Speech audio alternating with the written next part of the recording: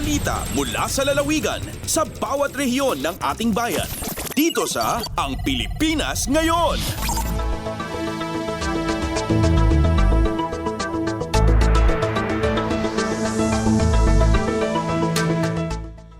Dumako na tayo sa ating regional news. Unahin natin ang mga balita mula sa rehiyon ng Luzon. Mula sa Lawag, pangalawang batch ng mga residente sa Curimaw, Ilocos Norte, sumailalim sa pagsasanay sa basic life support ng Philippine Army. Ang detalye ng balitang ito mula kay Rani Dorilag. Manarimaan ti paragsanay ti may kadwa abansada dagiti umili iti Curimaw para iti basic life support nga isuro ti Philippine Army. Segon kini Second Lieutenant Jessica Keyog, imuna nanalpas dati umuna abansada dagiti umili iti Curimaw iti napalabas sa Disyembre 2024. Kuna nang umabot iti 40 ti bilang dagiti sursuro da iti may sa abansada a paragsanay. Inbadad ni Keyog nga umabot iti 3 aging kaitupat ngal daw ti paragsanay dagiti masiknan. Kadwada dagiti kaming ti Bureau of Fire Protection, Philippine National Police, Philippine Coast Guard, Municipal Disaster Risk Reduction and Management Office, Office of the Civil Defense, Kenti Department of National Defense, tapno may pasingked iti kinatalged ti publiko no dadig iti dumteng a kalamidad. Mula Arpilawag, ito si Rani Dorilag para sa Radyo Pilipinas World Service. Balita mula sa lalawigan sa bawat rehiyon ng ating bayan. Dito sa Ang Pilipinas Ngayon. Maraming salamat, Rani. Yan ang ulat mula sa Lawag. Samantala, dumako naman tayo sa Agoo. Pro Surfing nagbabalik sa Pilipinas para sa 2025 La Union International Pro Longboard Qualifying Series sa Urbistondo Beach, San Juan, La Union. Ang detalye ng balitang ito mula kay Albert Kawile. Nang rugi ni Dikalman ti 2025 La Union International Pro Event. Amang tangda iti panagsubli ti Professional Surfing Action ditoy Pilipinas. Daytoy nga event ti World Surf League Longboard Qualifying Series. Ti mangikideng kadagiti kwalipikado para ti Asia para iti 2025 WSL Longboard Tour. Ti nalatak nga LU Surfer ken WSL Longboard World number 4 ani Rogelio J.R. Esquivel tinang dominary ti Day 1 baben iti average score a 17.17. Imaban din Esquivel iti round of 16 nga sa sideg. Ti panangidepensa na iti titulo na ngayon nanagunod iti napalabas at tawan. Dagiti na dumpay as standouts ket da Danny Widjanto ti Indonesia ken dagiti Filipino at da Roger Kasugay ken John Kennedy Martinez. Ti top seed Natsumi Tauka ti Japan tinangiposte iti kangatuan nga score kadagiti babae a 14.16 anang ipakita iti signature style na. Mangangay iti 2025 La Union International Pro Longboard Event sadyay Urbistondo Beach, La Union, Manipod, Enero 20 aginggat 22. Manipod RP Ago, Albert Kawile para ti Radyo Pilipinas World Service. Balita mula sa lalawigan sa bawat rehiyon ng ating bayan. Dito sa Ang Pilipinas Ngayon.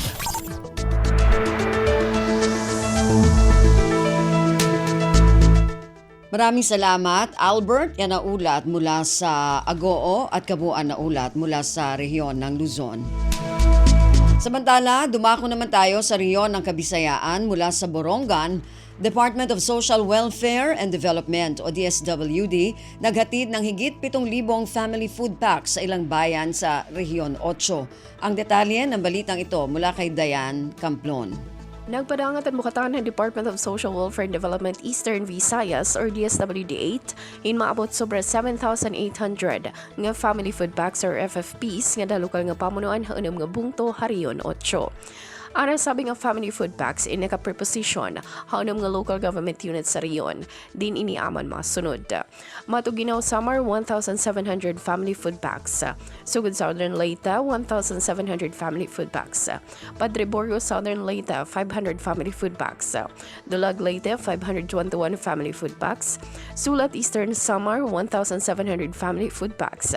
Ngan Salcedo Eastern Samar 1,700 family food packs. Ang kinarawat nga FFPs ay magsiserbi nga pangandaman kung mapagbato na panahon nito na kalamidad o emergencies o panginahanglan ana sabi ng mga local government units. Tikang diri sa Syudad Borongan, Dayan Camplon para Radyo Pilipinas World Service. Balita mula sa lalawigan sa bawat rehiyon ng ating bayan. Dito sa Ang Pilipinas Ngayon.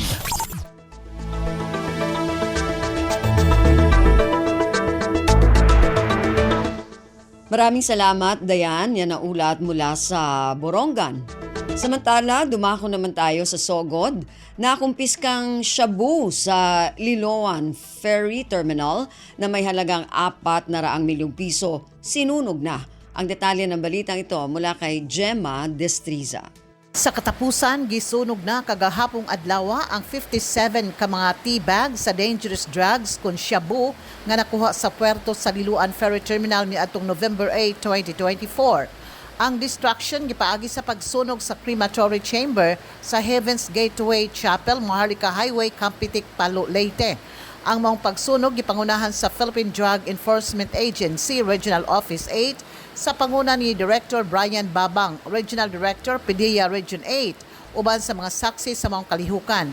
Gitubag ni Director Babang ang mga pangutana nga pipila kung aduna ba'y posibilidad nga alisdan ang mga shabu ngadto sa tawas base sa panahon sa ubang mga katawhan. Matud pa ni Director Babang nga sa dili pa sunogon adunay mga chemist nga mosusi kung tinuod ba nga dangerous drugs ang mga nasakmit. O ato usab nga nasaksihan nga pulos shabu o dangerous drugs ang nakuha o gisunog bag-uhay pa lamang didto sa crematory chamber sa Palo, Leyte. Balita gikan sa Sogod, Southern Leyte, Gemma Destriza, Radyo Pilipinas World Service. Balita mula sa lalawigan sa bawat rehiyon ng ating bayan. Dito sa Ang Pilipinas Ngayon. Maraming salamat, Gemma. Yan ang ulat mula sa Sogod at kabuuan na ulat mula sa rehiyon ng Kabisayaan. Dumako naman tayo sa rehiyon ng Mindanao mula sa Cagayan de Oro. Department of Social Welfare and Development o DSWD naglungsad ng 12 bagong Child Development Centers sa Manolo Fortich, Bukidnon. Ang detalye ng balitang ito mula kay Teza Orellana. Ang Department of Social Welfare and Development Field Office 10 malampusong nagpasa sa 12 ka Child Development Centers sa nagkadiang barangay sa Manolo Fortich, Bukidnon, bag-uhay pa lamang. Ang mga CDCs, kadaghanan sa mga layo nga lugar, naghatag og mas access sa early childhood care ug development services. Sa 11 milyon nga pondo, ang proyekto naglakip sa pag-ayo sa 5 ka CDCs ug pagtukod og 7 ka bag-ong pasilidad sa pakigtimbayayong sa lokal nga gobyerno. Ang implementasyon nagsugod ni adtong Hulyo 2024 ug natapos ni adtong Desyembre 2024. Ang inisyatibo kabahin sa programa sa DSWD nga Assistant to Communities in Needs o ACN ug pagpasabot sa paghatag og batakang katungod sa mga kabataan. Ang mga bag-ong CDCs apil usab sa supplementary feeding program sa DSWD aron masiguro ang access sa nutrisyon nga pagkaon alang sa mga bata. Kini nga milestone nagpakita sa padayon nga commitment sa DSWD sa pagpalig-on sa early childhood care and development ilabi na sa disadvantaged nga mga komunidad. Gikan dinhi sa Cagayan de Oro City, kinesita sa Orellana para sa Radyo Pilipinas World Service. Balita mula sa lalawigan sa bawat rehiyon ng ating bayan. Dito sa Ang Pilipinas Ngayon.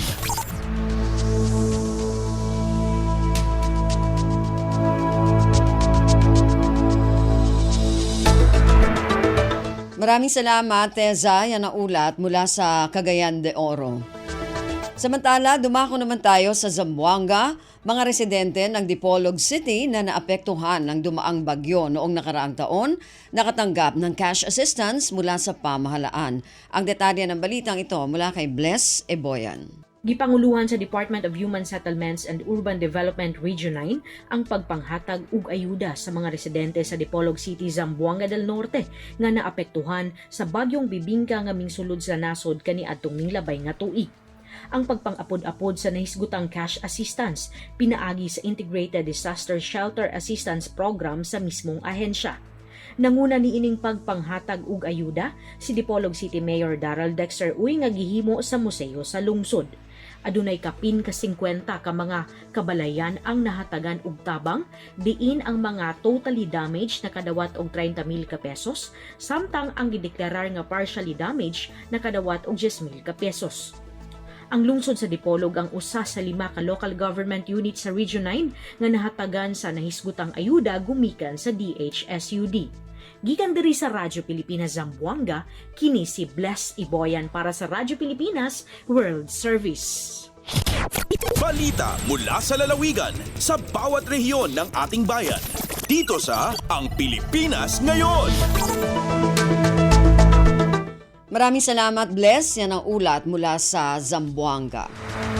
Samantala, dumako naman tayo sa Iligan, Giniakan Festival 2025. Makulay at magarbong ipinagdiwang sa bayan ng Baroy, Lanao del Norte.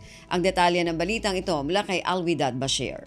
Bago lang gisaulog sa mga residente sa lungsod sa Baroy, Lanao del Norte ang Giniakan Festival 2025 nga gipanguluhan sa ilang lokal nga kagamhanan. Kini nga festival nagpakita sa kabuhong sa ilang tradisyon sa clay craftsmanship ug naghatag pasindungog sa patron senior ang Santo Niño. Duha sa labing gipaabot nga kalihukan nga giandam sa LGU Baroy mao ang Giniakan Street Dancing ug ang Festival Dance Competition. Sa nasangpit nga kompetisyon, ang Lanao del Norte National Comprehensive High School midaog og 200,000 ka pesos alang sa first placer. Gisundan kini sa barangay Malingaw sa tubod nga adunay premyo nga usa ka gatos og 50,000 pesos o 150,000 pesos na cash. Isip second placer og katapusan usa ka gatos ka libo ka pesos sa munisipyo sa Jimenez. Ang kasamtangang Regional Director sa Department of Tourism Region 10, Marie Elaine Uchuan, nagkagusto sa nasangkit nga festival ug midayig sa kinatibuk-an sa nasangkit nga aktibidad uban sa iyang mga kauban sa ahensya. Samtang nanginaot usab ang mga lumulupyo sa lungsod sa Baroy nga mahimong tulay ang maong mga kalihukan aron makita ang ilang bahandi sa tradisyon ug kultura. Usa-usab kini sa pamaagi sa pagtawag sa atensyon sa mga turista nga mobisita sa ilang lugar. Mula sa RP1 Iligan, Alwidad Bashir para sa Radyo Pilipinas World Service. Balita mula sa lalawigan sa bawat rehiyon ng ating bayan. Dito sa Ang Pilipinas Ngayon. Maraming salamat, Alwidad. Yan ang ulat mula sa Iligan at kabuuan na ulat mula sa rehiyon ng Mindanao.